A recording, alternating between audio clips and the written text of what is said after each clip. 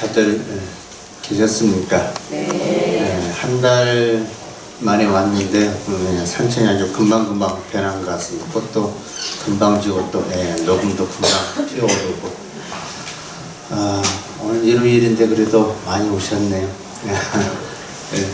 다들 바쁘실 텐데 오늘 제가 여러분들에게 이제 이야기 해줄 게 다소 아마 어려울 수가 있을 겁니다. 뭐 처음 듣지는 않았을 건데 아마 부처님 교리 위주로 또 부처님만이 갖고 있는 가르침을 이제 여러분들에게 법문을 해줄 건데 저번 달에 복습 한번 할까요? 기억이 안 나는데 저만 보시면서 그냥 웃지 마시고 저번 달에 아마 많은 이야기를 했지만 그래도 우리가 살아가면서 중생이 가장 크게 갖는 집착심이 4가지가 있다고 그랬죠. 여러분들 생각에 나에게 가장 큰 집착은 뭔 것 같습니까? 부처님은 4가지가 뭐라고 그랬냐면은 첫째는 우리 몸뚱아리라고 그랬습니다. 몸. 두 번째는 사람. 사람은 관계를 말하죠. 부모, 남편과 아내, 그 다음에 부모와 자식, 또 사람과 사람의 예를 들어 뭐 스승과 제자라든가 사람의 관계가 또한 집착이 많다고 그랬죠. 세 번째는 뭡니까? 우리가 먹고 살아야 하니까 뭘 해야 돼요? 일을 해야 돼. 일을 해야만 생계를 유지하기 때문에. 그래서 일에 대한 집착이 또 유독 강한 사람들이 있습니다. 그 다음에가 또 4번째가 뭐냐면은 자산. 앉으시죠. 허리가 그러시구나. 의자를 놓고 앉으셔야 할 것 같은데. 그래서 어떤 재산이라든가 자산 이런 것에 대해서 흔히 우리가 집착을 가장 많이 갖는 것 중에 하나라고 그랬습니다. 사람마다 차이는 좀 있습니다. 그래서 그 집착으로 인해서 우리는 나오는 게 뭐냐면은 번뇌, 망상이라고도 이야기하고 번뇌, 그 다음에 달리 이야기하면 근심 걱정이 많이 생긴다는 것이죠. 이제 그런 이야기를 저번 달에 이야기를 했습니다. 오늘 제가 여러분들에게 해드릴 이야기는 12연기 들어보셨죠? 부처님의 가르침은 다른 종교와 다르게 아주 귀한 것 중에 하나가 연기법이라든가 인과법죠. 그래서 제가 1월 달부터 했던 법문 중에 핵심이 대부분 다 인과법에서 벗어나지를 않는다는 거, 업사상. 그 중에 하나가 이제 연기법이라는 게 있는데 이 연기법은 12연기라고 하거든요. 12연기는 사실 여러분들이 이것을 외우고 이해를 한다고 해서 살아있는 동안 갑자기 부자가 되고 높은 명예에 올라가고 또 여러분들이 바라던 어떤 소원들이 금방 성취되고 이루어지는 않는 법문입니다.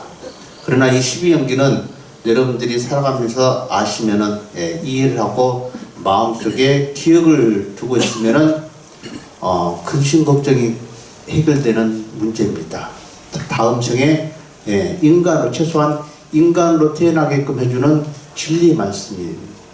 여러분들이 살아가시면서 부도 중요하고 명예도 중요하고 여러분들이 바라던 바 어떤 소원이 이루어지는 것도 중요하지만은 더 중요한 것은 다음 생에 내가 뭘로 태어나냐가 중요한 거예요. 여러분들 뭐 부라는 자체, 명예의 자체는 살아있을 때 느낄 줄 모르지만은 다음 세상으로 가져갈 수 있습니까? 없습니까? 없어요. 근데 지금의 이 12연기를 여러분들 아시면은 다음 세상에 내가 어디로 가는 것을 알 수 있습니다. 그 다음에 내가 왜 금생에 이렇게 괴로워하고 힘들면서 이렇게 살아야 하는 그 원인을 알 수도 있고 이걸 알면은 소멸할 수도 있습니다. 이걸 알면 어떻게 해요? 마음에 편안함이 찾아오고 그 편안함 속에서 이 육신이 버려도 어디로 가요? 최소한 우리가 육도윤회를 하는데 인간 이상으로는 갈 수 있다는 것이죠. 다시 사람이 몸 받기가 쉽습니까? 어렵습니까? 엄청 어렵습니다. 부처님이 그 비유를 하죠. 바다에 떠있는 나무 토막에 거북이가 눈먼 거북이가 만나는 것 같다고. 이 사람으로 인간의 몸을 받는다는 게 믿음으로 해결되는 게 절대 아닙니다. 어느 종교같이 믿음으로써 다시 천상세계에 가고 또 어떤 절대자의 신이 사람을 뚝딱 만들 이런 것은 아니고요. 우리 불교에서는 절대 그러지 않습니다. 모든 것은 바른 믿음 속에서 바른 행위를 했을 때 여러분들이 다음 세상이 만들어져 가고 여러분 스스로가 찾아가게 되어 있다는 거. 그래서 부처님의 가르침은 어떤 근본 원인을 해결해 주는 가르침이 부처님의 가르침이라고 생각을 하시면 될 거예요. 그래서 여러분들이 이 12연계가 다시 이야기하지만은 큰 여러분들에게 부자로 만들어주거나 높은 명예에 올라가게 해준다든가 소원 성취를 해주는 그런 법문이 기다 아니다? 아니다. 그 대신 여러분들의 괴로움이라든가 근심 걱정을 해결할 수 있고 다음 세상에 다시 남들보다 좋은 몸과 인연을 만들어서 태어날 수 있는 곳을 가르쳐주는 법문이라는 것을 명심하셔야 한다는 거. 그래서 이 12연계가 다소 어려울 수가 있습니다. 왜? 부처님도 이 법을 정강한 다음에 깨달으시고 난 다음에 이 법을 살할까 말할까 망설였습니다. 왜냐하면은 중생들은 어두움이 많기 때문에, 즉 어리석음이 많기 때문에 문명에 많이 깔렸기 때문에 이 어려운 법문을 이해를 못하고, 이해를 못한 사람들은 때로는 또 부처님을 욕을 하기 때문에 성의를 비방하면은 지옥에 떨어지는 밥을 받기 때문에 이 법문을 할까 말까 망설였답니다. 그런데 천신하고 하죠. 범천이라고도 합니다. 천신들이 내려와가지고 부처님한테 간곡하게 이야기를 하는 거예요. 법을 설해 주시라고. 연기법이라든가 사성제, 즉 우리가 나고 죽음, 태어나는 윤회에서 벗어날 수 있는 방법, 그 훌륭한 법을 가르쳐 주시라고 범천들이, 천신들이 권청을 드려요. 간곡하게. 그래서 부처님이 깨달은 다음에 선정에 들어가서 이 중생들을 찾아보니까 세 종류의 사람들이, 중생들이 있는 걸 보십니다. 그걸 어디에 비유를 하냐면은 연꽃에 비유를 해요. 아마 아신 분들은 아실 거예요. 그래서 연꽃에 비유를 하는데 연꽃도 세 종류가 있는 거예요. 아직 피지 못하는 거. 물속에, 진흙 속에, 물속에 있는 진흙에 파묻혀 있는 연꽃이 있고, 물속에 있는 연꽃이 있고, 수면에 나와 있는, 수면에 나와 있는 연꽃이 있는 거예요. 그걸 보고 부처님이 수면에 있는 사람들을 위해서 법을 설해야겠다고 마음을 갖는 겁니다. 진흙 속에 있는 사람들은 진흙 속에 묻혀있는 연꽃은 어떤 거냐면은 쉽게 하면은 탐진치에 욕심에 사로잡혀가지고 이 훌륭한 법을 알려고 하지도 않아요. 오히려 욕을 하고 비방을 하는 사람들입니다. 두 번째, 물속에 잠겨있는 사람들은 탐욕보다는 어리석음이 있지만은 언젠가는 수면으로 올라올 수 있는 불성이 있는 그런 중생을 물속에 잠겨있는 연꽃에 비유하고, 세 번째가 여러분이나 나 같은 사람. 불법을 만나면 어떻게 해요? 성불할 수 있고, 천상세계나 좀 더 열반에 들 수 있는 그런 지혜가 담겨져 있는 분들을 위해서 그것을 세 번째 연꽃에 비유하면서 법문을 하시는 게 시작이 되는 거예요. 그래서 45년 동안 법문을 하게 되신다는 거. 그래서 여러분들 천수경 보면은 무상심신 민묘법이라는 말 들어보셨죠? 민묘라는 게 그런 것입니다. 지금의 부처님이 말씀하시는 연기법이라든가 12연계라든가 사성제, 이것은 불교만이 갖고 있는 특별한 교주입니다. 다른 종교도 없는 거. 그래서 부처님 가르치면은 차별이 있는 가르침이 아니고 보편 타당하다는 말. 이 말이 뭔 말이냐면은 종교를 믿든 안 믿든, 남녀노소, 가졌든 안 가졌든, 높든 안 높든 모든 사람들에게 똑같이 적용되는 가르침. 그게 보편 타당한 가르침이라고 이야기를 합니다. 그래서 부처님 가르침은 여러분들이 마음만 열려 있고, 또 부처님 가르침을 들으려고 하면은 언제든지 괴로움이라든가 나고 죽으면서 벗어날 수 있다는 거.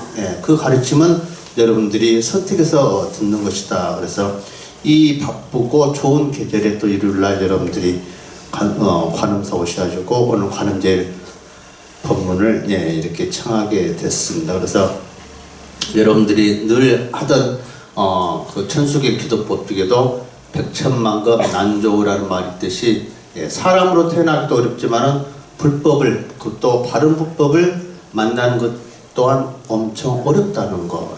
그래서 이따가 제가 12연기 중에 왜 아기가 울면서 태어난지도 아마 이야기를 해드릴 겁니다. 그래서 방금 제가 조금 전에 이야기했듯이 이 12연기는 여러분들을 아주 풍요로운 재산을, 돈을 벌게끔 해주는 것도 아니고 높은 지위에 올라가게끔 하는 것도 아니다. 그 다음에 여러분들이 바라던 소원들이 하루아침에 다 이루어지게 하는 그런 법문도 아니다는 것을 명심하셔야 한다는 것. 그러나 나를 어떻게 해요? 좀 더 좋은 곳으로 갈 수 있게끔, 또 내 마음이 좀 더 편안하고, 또 어떻게 살아야만이 바르게 사는 것인지, 어떻게 사는 것은 악업을 짓고 사는 건지, 이것이 상당히 중요하다는 것이죠. 그래서 그런 법문들이 그렇다. 그래서 12연기는 부처님이 가르치면 인과법입니다. 뭐든지 나고 죽으면은 원인이 있고 결과가 있다는 거예요. 여러분들이 살아가시면서 근심 걱정을 생기는 것도 분명 원인이 있습니다. 그 결과가 근심으로 나온 거기 때문에. 그래서 우리가 나고 죽은 것도 분명 인고가 있습니다. 그래서 과거, 현재, 미래가 있죠. 이걸 삼세라고 하죠. 그래서 과거에 2가지 원인이 있고 현재에 5가지 결과와 3가지의 원인이 있습니다. 그 다음에 미래에는 2가지의 결과가 찾아오고, 그래서 과거에 2가지 원인이 뭐냐면은 그게 무명과 행위라고 이야기를 합니다. 학자들은. 그 다음에 현재에는 5가지 그 결과, 현재죠. 그게 뭐냐, 인과가 뭐냐면은 식이라는 게 있고, 그 다음에 명색이라는 게 있고, 그 다음에 육추가 뭐냐면은 몸속에서 안입이서식이 만들어질 과정입니다. 그게 다 되면 10개월 뒤면은 나오죠. 애기가 엄마 못해서 나오는. 이게 촉이라고 합니다. 접촉. 공기와 접촉을 하고 부모와 첫 인연을 맺는 것이죠. 살아가면서 커가면서 감각기관이 발달하면서 우리가 보고 느끼고 듣고 이런 것들이 발달해 가요. 이게 현재의 오가라고 합니다. 그러면서 우리가 현재의 3가지 원인에서 미래에 다시 태어나고 늙고 죽음을 맞이하는데, 이 3가지 원인이 말하자면은 애입니다. 애라는 것은 욕망, 갈망, 뭔가를 끝까지 하고 싶은 것. 그 다음에 2번째는 집착이라고 하죠. 절대 놓고 싶지 않는 것. 아까 이야기했죠. 4가지 집착이 있다고 그랬죠. 사람에게는 이 4가지 집착은 누구에게나 다 있습니다. 아까 몸이라든가 사람, 인연이라든가 일이라든가, 또 자기가 모아놓은 명예라든가 재산에 대한 자산, 이런 것에 대해서 집착이 있다는 것. 그 다음에 3번째 원인이 뭐냐면은 죽음의 상태, 유라고도 이야기를 합니다. 지금 여러분들이 살아온 이 모습이 유에 속하는데, 살아가면서 짓는 업이 있어요. 그게 3업이라고 합니다. 신구의. 이걸로 인해서 뭐가 만들어지냐? 다시 태어남으로 이어져요. 태어난데 어떻게 태어나요? 사생이 있다고 그랬습니다. 사생이 뭐냐? 태란 습한데 우리는 다행히 어디로 들어갔어요? 태로 들어갔어요. 좋은 업식이 있어가지고 그나마 사람의 모태에 들어갔습니다. 태가 사람만 있는 게 아니고 축생에도 있어요. 저기 걸어다니는 동물에게도 태가 있습니다. 소라든가 개도 있죠. 거기도 들어가는 생명체가 있습니다. 그래서 다행히 우리는 다시 사람의 몸을 받아서 어떻게 살아가요? 늙고 병들고 살아가는 게 이게 12연기입니다. 그래서 살아있는 생명체는 이 12단계를 다 거쳐가게 돼 있어요. 뚝딱 만들어지고 뚝딱 없어지는 게 아니고, 이 과정을 누구에게나 보편타당하게 살아있는 생명체는 다 해당이 되고 있습니다. 그래서 이런 것들이 12연기라는 거. 그래서 12연기 중에 첫 번째가 뭐냐? 무명이라고 합니다. 무명 들어보셨습니까? 처음 들어보신 분 계실까요? 무명이라고도 하고 무지라고도 한다는 거. 그래서 부처님은 이 무명이라든가 무지, 없을 무자, 밝을 명자, 없을 무자, 알지자. 그래서 밝음이 없다는, 즉 지혜가 없다는 것이고, 또 그런 뜻이죠. 알미 없다는 거. 그래서 부처님이 이 무명에 대해서 이야기하시기를, 무명이 뭐냐, 무지가 무엇이라면은 지나온 과거에 대해서 바르게 알려고 하지 않는 거. 자기가 살아온 것에서 반성이나 뉘우침이 없이 무조건 앞만 보고 가는 거예요. 내가 어떻게 살아왔을까 돌이켜보지 않는 거. 그 다음에 무엇이냐, 또 하나가 뭐냐면은 괴로움, 고통이 원인과 소멸돼서 알라고 하질 않아요. 왜 이런 일이 나에게 일어났을까 라는 자체를 알려고 하지 않아요. 무조건 남을 탓하고 조상을 탓하는 그런 어두움을 문명을 갖고 있다는 것. 세 번째는 문명이라는 개념이 선이 무엇이고 악이 무엇인지 모르는 것. 선이라는 것은 뭐예요? 바르게 사는 거라고 그랬습니다. 착하게 사는 거하고 바르게 사는 거하고는 또 차이가 있습니다. 바르게 사는 것이 무엇인지, 또 악업, 어떻게 사는 것이 악업인지, 이 자체를 알지도 못하고 알려고 하지도 않고 무작정 살아가는 거. 그래서 여러분들 뭐 그런 거 있죠. 내가 잘 되기 위해서는 물불을 안 가린다고. 이런 말은 무지한 사람입니다. 우리 불자들은, 부처님 발전한 사람은 잘 되는 것도 좋긴 좋지만은 되는 과정이 중요한 거예요. 남을 업신여기고 남을 핍박고 가는 것은 악업에 속하는 겁니다.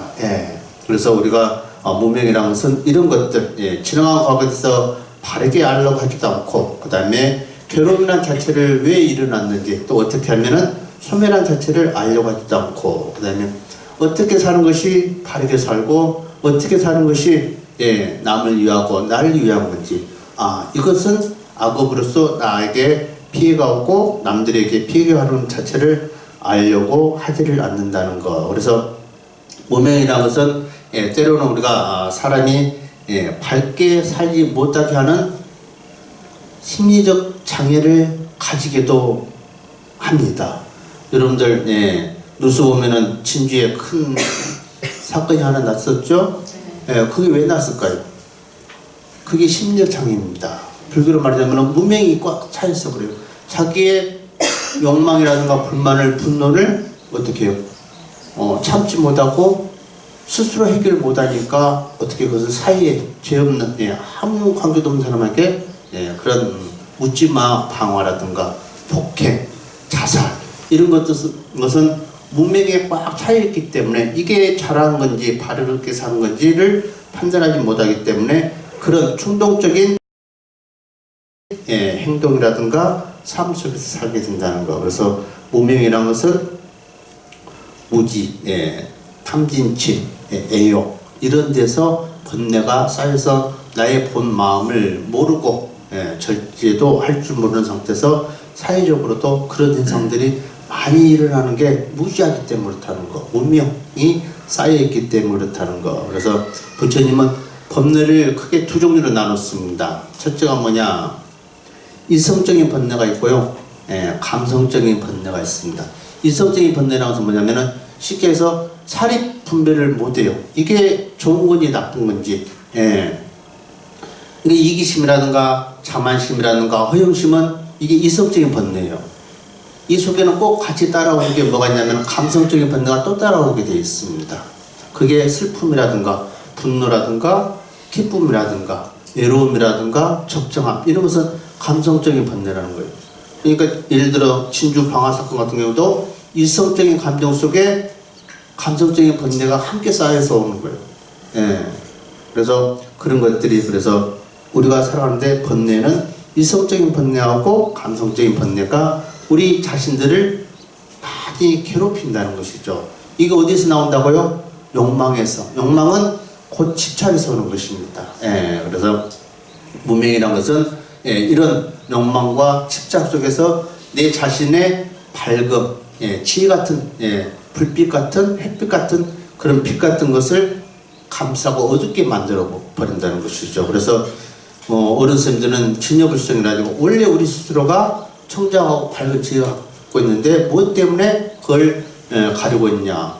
이게 번뇌라고도 이야기하지만 번뇌는 곧 집착과 욕망, 탐심에서 온다는 거. 그래서 부처님은 그것을 뭐라고 이야기했냐. 삼독심이라고 또 이야기를 했습니다. 그래서 이 문명으로 인해서 우리가 두 번째 행이 있습니다. 이 행은 문명과 행은 과거에 두 가지 뭐라고 그랬어요?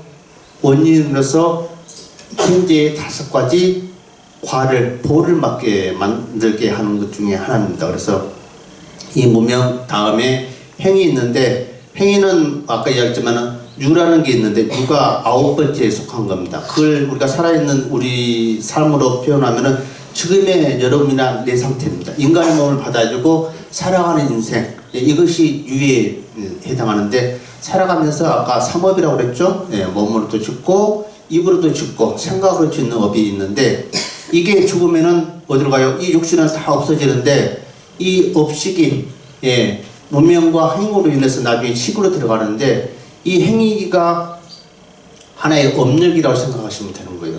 근데 아까 삼업도 있지만은 우리가 업력이 강한 것 중에 하나가 뭐가 있냐면은 죽고 싶지 않는 집착심이 있습니다. 그 다음에 죽으면 어떻게 해요?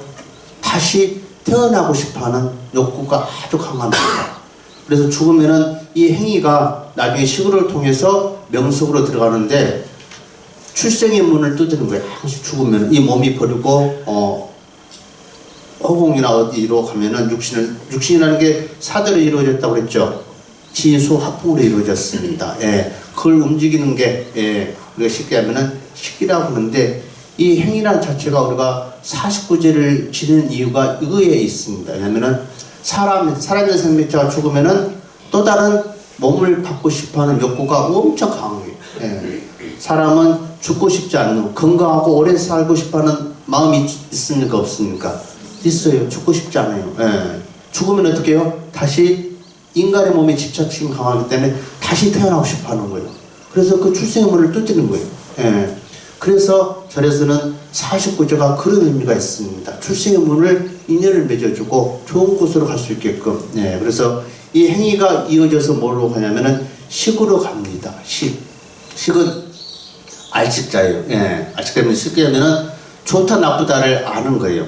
이 식이 가장 크게 작용하는 것은 아까 여러분 제가 이야기했듯이 살아있을 때 우리가 사람의 몸을 받고 살아있을 때 하는 행위들은 삼업으로 지은 행위들은 다 저장이 됩니다. 없어지질 않아요. 이게 행위로 인해서 에너지로 인해서 식으로 해가지고 명색으로 들어가는데요. 명색이 쉽게 뭐냐면은 이제 첫 어머니 모태에 들어가는 겁니다. 이걸 말하면 임신이라고 하는 거예요. 이 식이라는 게 임신이라는 것은 아무 때나 되는 게 아니고 부처님은 세 가지 조건이 돼야만이 인연을 새로운 인연을 맞이한다고 그러거든요. 이게 첫 번째가 뭐냐면은 남녀 부모가 합합을 해야 돼요. 두 번째는 뭐가 있냐면은 어머니가 식을 아기를 받을 적절한 시기가 있어야 돼요. 한 달에 한 번씩 어머니들이 갖고 있는 거. 그 다음에 중요한 게 뭐냐면 바로 이 식이 들어가는 겁니다. 쉽게 하면은 남자의 정자와 여자의 난자가 만나는데 이게 그냥 만나면은 하나의 물질밖에 안 들어요. 여기에 뭐가 들어가냐면 식이 들어가는 겁니다. 그게 명색이라고 해요. 그게 정신세계와 물질세계가 만나는 게. 그래서 쉽게 하면은 여러분들 자동차가 쉽게 하면은 색입니다. 물질이에요. 근데 자동차에 누가 들어가야 차를 몰 수 있습니까? 운전수죠. 운전수가 식입니다. 쉽게 하면. 그게 명색이 어머니 모태에 들어가지고 착상이 돼가지고 어떻게 해요? 커가기 시작하는 겁니다. 커가기 시작하면은 몇 개월 동안 뱃속에서 이 생명체가 커갑니까? 10개월이죠. 그 안에서 뭐가 생기냐면은 안입이서식이 만들어지기 시작하는 거예요. 이걸 육입이라고 합니다. 이게 현재의 세 번째 과로. 첫 번째 과냐면은 식이고, 두 번째는 명색이고, 세 번째가 육처육입이라고 하는 거예요. 육처육입이 뭐냐면 6가지 입 들립자. 그게 뭐냐면 안입이서식. 눈으로 볼 수 있는 거, 코로 냄새 맡고 귀로 들 수 있고, 입으로 맛보고, 이런 안입이서식을 육처라고. 이게 어머니 뱃속에 몇 개월 있어요? 10개월이 있습니다. 그게 여러분이나 나 과정을 똑같이 거쳐. 이게 나오면 어머니 뱃속에 나오면 뭐가 됩니까? 누구하고 접촉을 하는 걸까요? 제일 먼저 공기와 접촉을 하고 인연은 누구하고 인연을 맺어요? 엄마, 아빠하고 인연입니다. 이게 현재 우리가 커가죠. 촉다면은 뭐가 냐면 이제 안입이서신이 아기가 무릎으로 자가면서 받아들이는 감각기관이 발달해요. 눈으로 보는 거, 귀로 듣는 거, 말로 입으로 말하고 맛보는 거. 그래서 여러분들이 아기들이 아까 촉 다음에 태어나는데 왜 울면서 뭐 아기들이 태어날 때 만세하고 태어난 아기 봤습니까? 안 봤습니까? 웃으면서 태어난 애기 봤어요, 안 봤어요? 여러분들은 자제분들을 다 낳아봤기 때문에 지금 내가 말하는 것을 더 잘 이해를 하실 거예요. 대부분 다 울고 태어나죠? 만세를 부르거나 웃고 태어나면은 종합검사 받아야죠. 다 울고 태어나요. 근데 왜 울고 태어난지는 사실 의사들이나 과학자도 아직은 모른답니다. 그 원인을 모른대요. 그러나 불교적인 입장, 부처님의 가르침의 입장에 봤을 때는 크게는 두 가지, 세 가지로 나눴습니다. 첫째는 아까 이야기했던 사람의 인간의 몸 받기가 정말 어려운 거예요. 이 시기라는 게 아무 때나 들어간 게 아니고 부모의 업식에 따라서 들어갑니다. 그 어머니 태에 들어갔을 때 내가 편안한지 이건 시기 판단이에요. 근데 시기 저기 부모에 들어가서 모태에 들어가서 편안하게 내가 인간의 몸을 다시 태어나겠다고 생각하는데 이게 불편함을 느끼는 시기 나가는 경우가 있답니다. 건강, 몸 관리를 잘못해가지고 유산이 되는 경우도 있는데 시기 나가는 것을 뭐라고 하냐면 자연유산이라고 그래요. 그러니까 남녀가 만나서만 되는 게 아니고 시기 자기의 좋은 업식의 인연체를 찾아간다는 거예요. 그래서 식이 아주 중요한 겁니다. 식은 언제 만들어요? 살아있을 때, 지금의 우리가 살아있을 때 안입이서신이 멀쩡하고 이럴 때 만들어지면 다 저장이 되는 거예요. 그래서 여러분들이 현재 하는 일거일투족이 그만큼 중요한 겁니다. 이것들이 없어지는 것 같지만은 절대 없어지지 않고 나중에 하나의 결정체 에너지로 가지고 순간 찰나에 또 다른 곳에 잉태를 하게 되어 있답니다. 그래서 아기가 태어나면서 오는 것은 인간의 몸 받기가 어려운데 그나마 어머니 뱃속에서 무사히 나오게 된 어떤 안도의 울음이라고도 할 수가 있고요. 두 번째는 뭐가 있냐면은 인간의 몸을 받아서 나왔지만은 이 세계를 뭐라고 그래요? 사바의 세계라고 합니다. 인고의 세계라고 그래요. 참고 살아야 한다는 거예요. 이 인고의 세계를 어떻게 살아갈까 근심 걱정과 괴로움에 쌓여서 우는 울음도 있답니다. 그 다음 세 번째로 뭐가 있냐면은 어머니 자궁에서 나올 때 엄청난 고통을 느끼는 것 중에 하나가 아기랍니다. 그래서 아기가 우는 이유 중에는 과학적 근거는 없지만은 어쨌든 기쁨과 앞으로 살아갈 걱정에 대해서 울음이 될 수도 있다는 거. 그래서 여러분 살아보니까 사는 자체가 결코 쉽지는 않죠. 아마 쉽지는 않을 겁니다. 그래서 부처님도 이 세계를 사바의 세계로 이야기했던 게 아마 사바라는 게 인토의 세계라고 하죠. 참물이 진짜 참지 않고는 이게 이 세상에서 해결하고 이겨낼 게 아무것도 없습니다. 참는다는 것은 달리 이야기하면은 노력. 이 삶이라는 자체는 노력하지 않고는 결코 이루어질 수 없다는 거. 그래서 수라는 자체가 그렇게 살아가면서 받아들인다는 거. 그래서 뱃속에 있는 시기를 태학이라고 하면은 어머니 밖에 나왔을 때 접촉하고 느낌을 받아들일 때는 이제 유학이라고 이야기를 합니다. 그래서 초등학교 때까지 감각기관이 발달해 가요. 그래서 그때까지는 눈으로 보거나 맛보거나 뭐 이런 감정들이 얘기들 그때는 단순하다는 표현을 쓰죠. 그냥 좋으면 좋고 나쁘면 나쁜 거예요. 이것을 꼭 차지하겠다, 내 걸로 만들어야겠다 이런 인식까지는 발달하지 않는 상태입니다. 그래서 이 유아기 때부터 쉽게 하면은 초등학교 때까지 이때는 아기들이 집중력이나 암기력이라든가 기억력이 아주 뛰어나요. 왜냐하면은 단순하기 때문에 뭔가를 악착같이 해야겠다는 생각이 아직까지는 발달해 있지 않기 때문에 그래서 이때 아기들 보면은 아주 집중력이 좋습니다. 이때 상처받은 것은 평생 받는 거예요. 여러분들이 텔레비전 같은 거 보면은 피겨 스케이트라든가 뭐 바이올린 이런 애들이 다 10대 하잖아요. 그렇죠? 뭐 애기들 수학 경시대회도 다 10대들이 1등이 하고 여러분들 애기들도 아마 자제분도 그 10대가 청소년 초등학교 때 이전까지가 가장 총명하고 예뻤을 겁니다. 다 이때 보면 내 애기가 뭐 같아요? 천재 같아요. 너무나 가르치는 것마다 다 기억하고 그렇죠? 정말 크면은 이를 대학교 갈 것 같지. 그래서 그때부터 우리 애기는 천재 같으니까 엄마 마음에 어떤 우유만 먹입니까? 아인슈타인 우유만 먹입니다. 근데 얘가 천재네. 그렇게 키우는 거예요, 자식은. 그 집착이. 그래서 내 아들은 정말 똑똑하고 정말 대부분 애기들 그때는 기억력이 암기력이 뛰어납니다. 이 과정이 지나면은 수다매가 뭐가 있습니까? 애가 있어요. 이 감정이 이제 더 발달해져 가요. 좋고 나쁜 거, 싫은 것을 확실하게 이제 갈수록 강해집니다. 좋은 거 있으면 어떻게 해요? 이제 갖고 싶어 하는 생각이 들기 시작합니다. 이거 안 해주면은 이제 부모하고 싸워요. 이때가 뭐냐면은 중학교, 고등학교 시절입니다. 사춘기, 청소년기. 몸에 변화가 있어요, 없어요?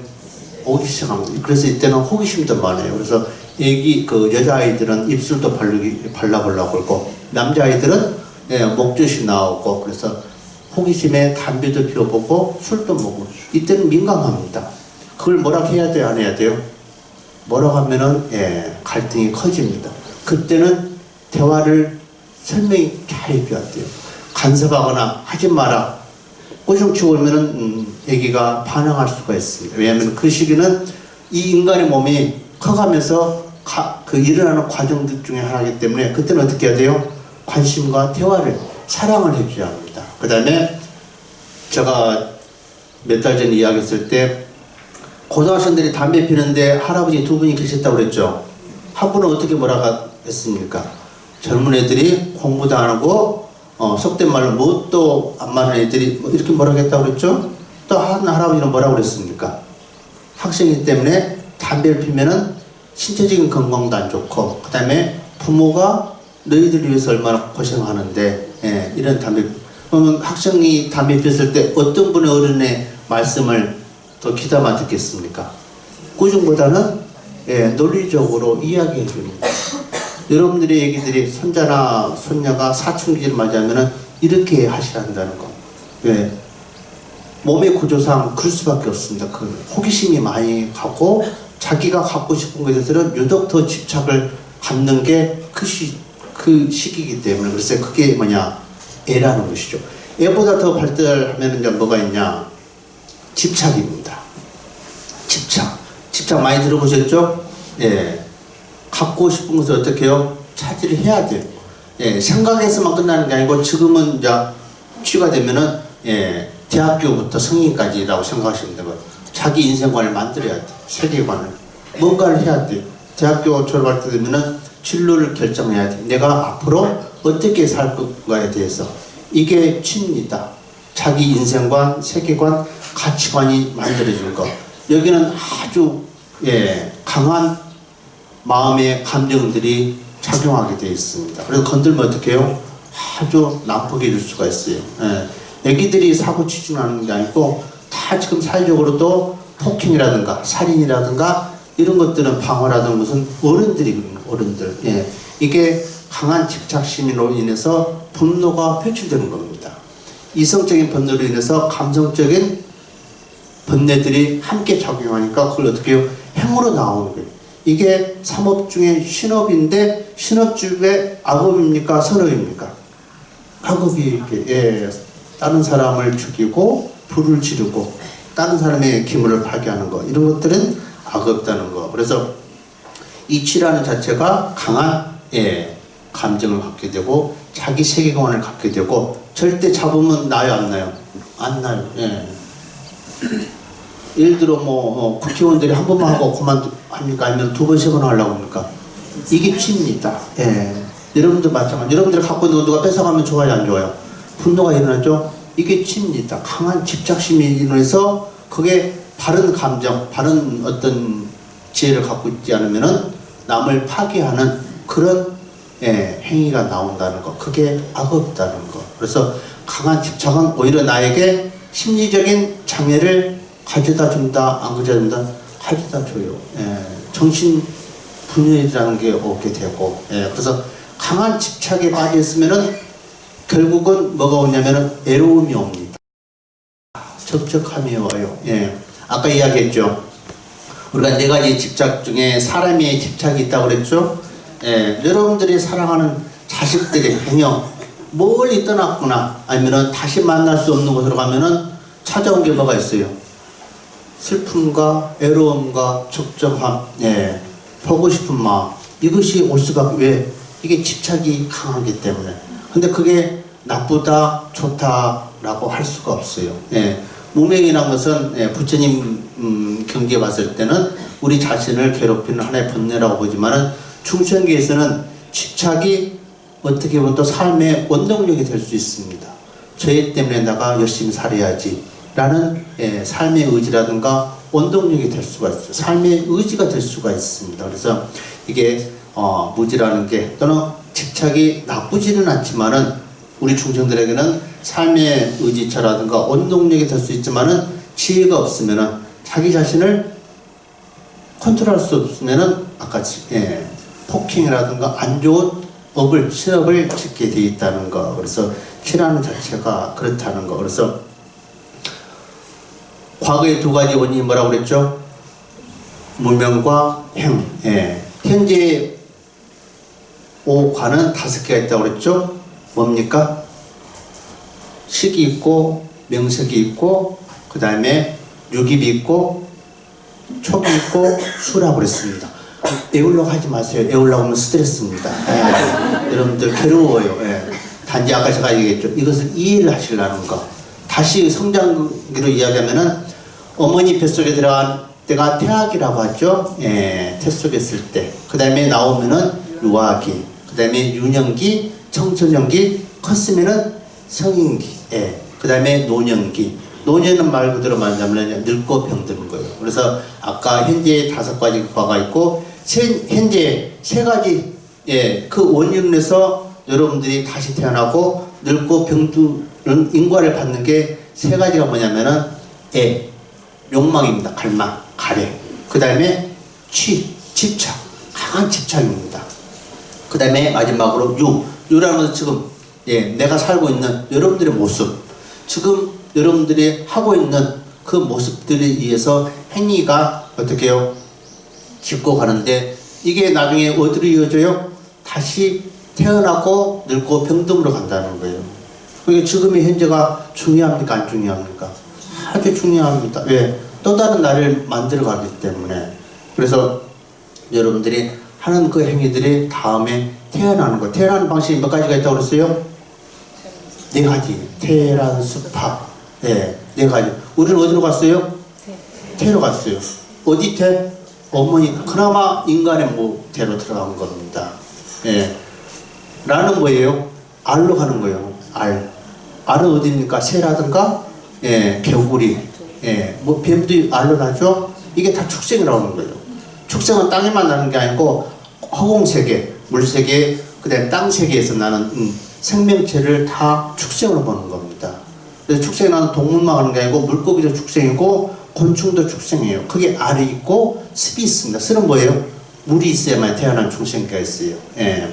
알과 습으로 가는 축생기가 있다는 거. 그 다음에 화는 뭐예요? 형체가 없는 거. 이것은 천상세계하고 지옥과 악의세계로 가는 겁니다.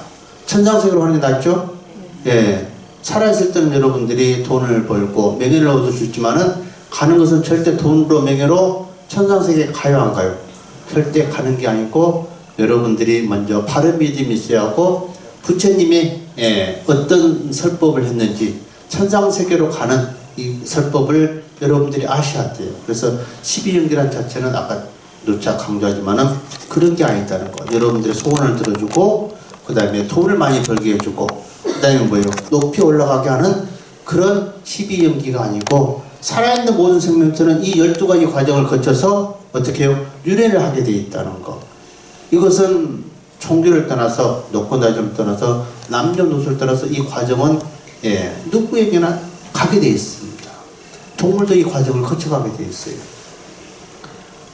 태아기 거쳐 오셨죠?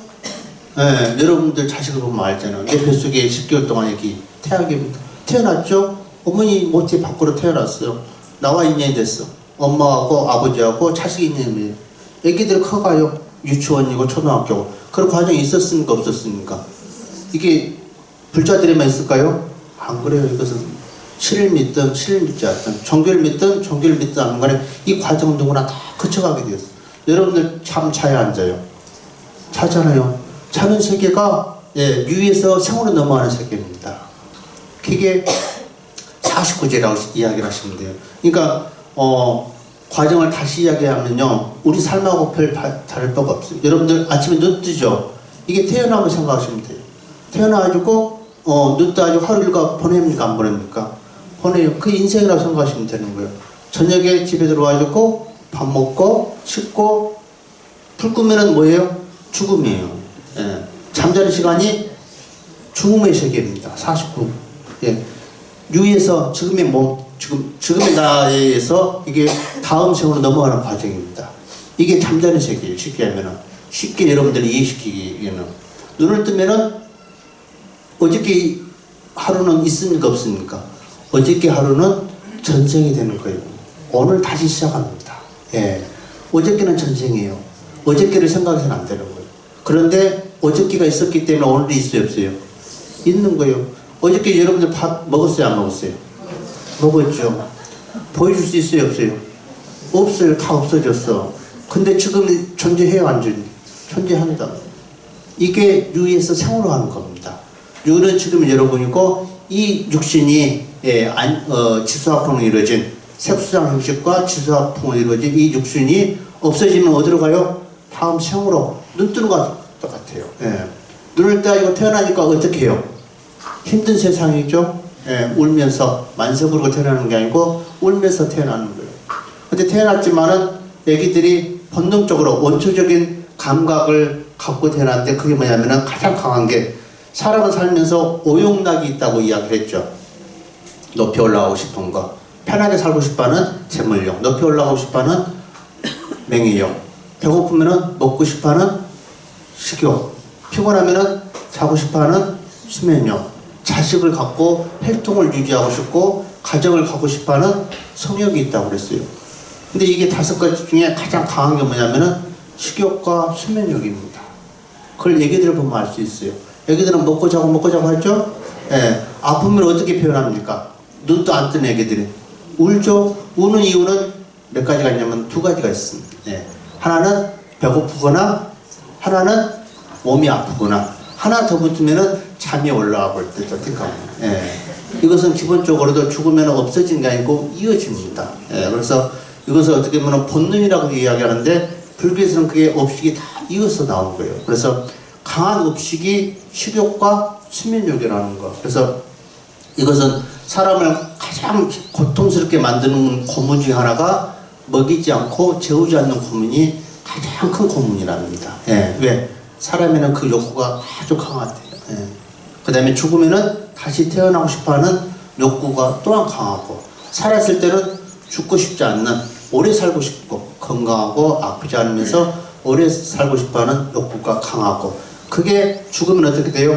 행으로, 문명이 쌓여서 행으로 이루어져서 식으로 들어오는데 그게 명색으로 들어온다는 거. 예. 그래서 명색이라는 것은 물질과 정신세계가 어머니 모태에 착상되는 겁니다. 작은 콩알만한 세포가 들어와 있어요. 근데 이게 어떤 이 조그마한 이 콩알 같은 세포 속에 뭐가 있냐면은 사주팔자가 다 있어, 거기에.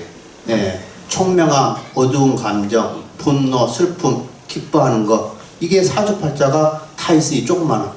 씨앗, 쉽게 다시 하면은 사과 씨앗 속에, 예, 그 사과가 몇 개 열릴 줄 모르는 거. 그렇죠? 씨앗이 나와서 싹이 피어가지고 나무를 열매를 열어가지고 그 피워봐야 알듯이 여러분들 안에 초반에 세포, 잉태됐을 때, 임신됐을 때 그 조그마한 세포가 나중에 대통령이 될 수 있고, 훌륭한 피겨 선수가 될 수가 있고, 유명한 학자가 될 수 있고, 그건 모르는 거예요. 그래서 인과법이 얼마나 중요하냐면은, 설령 안 좋은 시기에 들어갔어도 그게 원인이죠. 좋은 연을 만나면은, 좋은 부모와 환경과 여건을 만나면은 좋은 열매를 맺을 수가 있습니다. 또한 아무리 좋은 씨앗이 원인이 심어져 있다고 그래도 시기 들어왔다고 그래도 부모가 늘 싸우고 가정을 돌보지 않고 그러면 어떻게 해요? 환경도 안 좋고, 설령 좋은 씨앗이 인연이 돼서 들어왔다고 그래도 결과가 좋아요, 안 좋아요? 안 좋은 거예요. 그래서 부처님 법에는 인과연이 다 좋아야 합니다. 그래서 이게 인과법이라는 거예요. 이 12연기가 간단하게 제가 지금 이렇게 이야기하는데, 이야기를 하면은 길죠. 길면은 여러분들이 다리가 아파요, 안 아파요? 아파요. 그 자체가 괴로움은 고통이 오면은 이게 기억에 또 안 들어오는 거예요. 그래서 사람이라는 자체가 마음이 편안해야 돼요. 여러분들 아무리 돈이 많고 높은 자리에 있어도 마음이 불편하면은 밥이 들어옵니까 안 들어옵니까? 그 맛있는 진수성찬이라고 또 안 들어가는 거예요. 마음 편하면은 어른들이 뭐 한 잔 먹어도 편하다고 살찐다고 합니까? 물 한 잔 먹어도 살찐다고 했잖아요. 그만큼 마음이 중요한 겁니다. 지금의 부처님의 12연계는 그와 같은 거예요. 여러분들이 지금의 순간은 돈 많이 벌고 높이 올라가고 취직하고 승진하고 잘 되는 게 우선인지 모르지만은 죽음의 문턱에 갔을 때는 부질없다는 거예요. 다음에 내가 어떤 몸을 받을까. 그래서 부처님이 이 12연계는 다시 이야기지만은 우리 부귀영화와 상관없이 바르게 살 수 있는 것. 그 다음에 다시 어떻게 하면은 인간의 몸을 받을 수 있고 천상세계로 갈 수 있고 살아있는 동안은 내가 좀 더 괴로움을 없애고 편안한 마음으로 갈 수 있는지 그런 넉넉한 마음이 있으면은 여러분들이 바라고 있는 소원들이 있죠. 그게 하나 둘씩 다 따라오게 됐어요. 바르게 사는데 베풀면서 사는데 왜 업이 좋은 업이 안 오겠어요? 그게 인권법입니다. 그래서 모든 종교의 공통점은 뭐냐면은 선하게 살아는 거예요. 선하게 살기 때문에 종교가 달라도 잘 사는 사람이 있어요 없어요? 있어요. 종교를 안 믿어도 선하게 바르게 사는 사람은 잘 살 수밖에 없습니다. 이게 인과법이에요. 그렇기 때문에 여러분들이 12연기란 자체는 어려우면서도 한 번쯤은 여러분들이 이해를 하셔야 한다는 거. 왜? 이 과정은 12단계는 다음 생에도 또 몸의 행체를 받으면 이 과정을 거쳐가게 되어 있습니다. 여러분들은 한번 돌이켜보세요. 자식을 키워봐서 알 거 아닙니까? 이 과정이 결코 나에게만 해당된 게 아니고 살아있는 생명들은 다 이 과정을 거쳐가게 되어 있다는 거. 그래서 아까 얘기한 죽음으로 끝나는 게 아니고 다시 업식이란 인연으로 해서 모처에 들어간다는 거. 어머니 인연이라든가 아버지 인연. 자식이 낳는데 엄마도 안 닮고 아버지도 안 닮았어. 누굴 닮았을까요? 조상으로 올라가야 합니다. 할아버지 할머니를 닮을 수가 있어요. 또 안 닮으면 3대 4대 할아버지가 올 수가 있습니다. 시기란 것은 기다림입니다. 자기가 가장 인연이 강하고 편안한 곳으로 찾아가게 돼 있어요. 그렇기 때문에 이 시기란 것은 살아있을 때, 그래서 아까 과거, 현재, 미래. 그래서 과거에 2가지 원인이 있고 현재에 5가지 과보와 3가지 인연이 있고 미래에 2가지 과보가 있다는 것은 한 묶음입니다. 따로따로 있는 게 아니고 지금의 이 생각으로 해서 그게 다 이어져 가게 되어 있습니다. 그래서 여러분들이 바쁘고 또 좋은 계절에 이렇게 일요일날 가족과 지내야 하는데 또 부처님 말씀을 들으려고 오셨는데 이 과정은 여러분들이 한 번쯤 돌이켜보세요. 그래서 지금 12가지 12연기 애우라고 하면은 아까 기억력 시절 다 지나갔죠? 여러분들 초등학교 시절 다 지나갔어요. 노년기입니다. 차로 말하자면 덕후당 할 때 빨리 안 나가. 뭐든지 가르치면 틀리게 돼 있어요. 왜냐면 그걸 쓸 스트레스고 탓하는 사람은 어떻게 해요? 어리석은 사람 받아들여요. 나이가 들면은 눈이 멀어지고 그 윤기 있는 피부가 없어지고 머리는 휘어지고 주름살은 날로 늘어나고 허리는 굽고 앉아있기도 힘들고 기억력도 떨어지고 눈도 멀어지는 게 뭐예요? 노입니다. 노. 이거 아셔야 돼요. 근데 이것을 거역한 사람들이 있어. 그래, 그건 안 돼요. 더 힘들어져. 더 스트레스다. 늙으면 누구에게나 찾아오겠다. 그래서 여러분들이 지금의 12연기 12가지를 외운다는 것은 스트레스. 스트레스입니다. 그래서 어떻게 이해는 가시죠? 12가지를 외우려고 하지 마시고 내가 아기를 가졌을 때 아기를 이런 식으로 태아기, 유아기, 그 다음에 청소년기, 성인기 지금의 내 모습은 늙었구나. 그러면 어떻게 해요? 죽음이 찾아오니까 이게 12연기입니다. 12가지 이 용어를 외우면 스트레스예요. 이해도 안 되고. 그래서 살아가는 과정을 돌이켜보는 게 아까 무명에서 하나하나 벗어나는 거라는 거. 그다음에 우리가 살아가면서 어떻게 살아야만 바르게 산다는 것을 아셔야 한다는 거. 그래서 시간이 간략하게 이야기한다는 데도 시간이 제가 약속했던 40분이 지나버리고 법문을 하다 보니까 공지사항도 제가 잊어버리고 지금 그래서 제가 관음사 부주지 임명을 이제 저번 달에 받아가지고 그 직으로 오늘 아마 첫 관음제의 법회를 받습니다. 관음제의 공지사항을 말씀해 드리겠습니다. 관음사 해줄 스님이 송광사 6주로 계신지 아시죠? 그래서 아마 해마다 제가 송광사에서 소임 볼 때도 우리 관음사 신도분들은 늘 많은 분들이 보조국사 종제라든가 보사기 때 4월 설 때 많이 참석을 하신 것 같습니다. 그래서 이번에도 제8 구주기 보조국사 종제 및 보살계 수계살림을 하신답니다. 그래서 동참하실 분들은 종무제에 꼭 동참을 해 주시기 바랍니다. 그 다음에 프롬빌리지 법사 스님들의 초청 법회가 있답니다. 5월 15일에서 21일, 그래서 우리 관음사에서 초청 법회를 한다니까 여러분들 많이 참석하셔서 좋은 법문을 들으시기 바랍니다. 그 다음에 세 번째는 5월 4일날 부산 시민공원, 5월 4일이면은 아마 부처님 오신 날 연등축제를 이야기하는 것 같습니다. 그래서 여러분들이 좋은 법문 들었으니까 또한 부처님이 오신 탄생일이죠. 축하를 하셔야 합니다. 부처님은 천상천하 유화독존이라는 탄생기를 하셨죠. 그 뭐냐면은 옛날에는 신본주의였는데 부처님이 태어난 이후로 인본주의, 그게 뭐 말하냐면 인간을 너무나 소중하게, 살아있는 생명체를 너무나 소중하게, 그래서 2600년 전에 부처님은 이미 인권이라는 것을 강조를 하신 분입니다.